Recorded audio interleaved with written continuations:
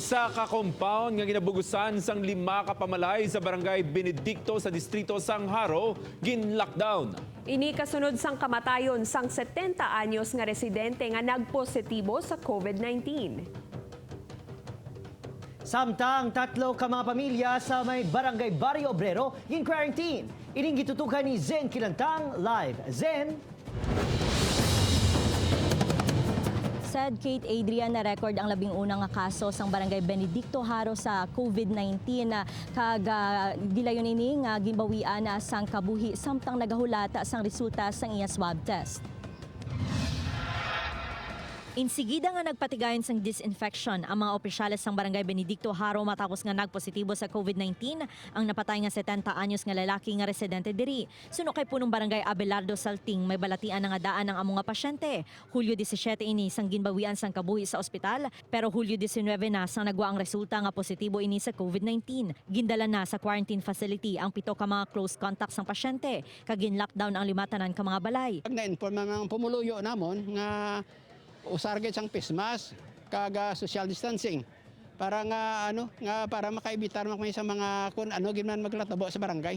Nagpatigayon na sang contact tracing ang City Health Office. After nga nag-positive siya, dala siya sa Ligato para nga ma-cremate, no? Ang iya nga folks ato nang isubong sa Jubilinas.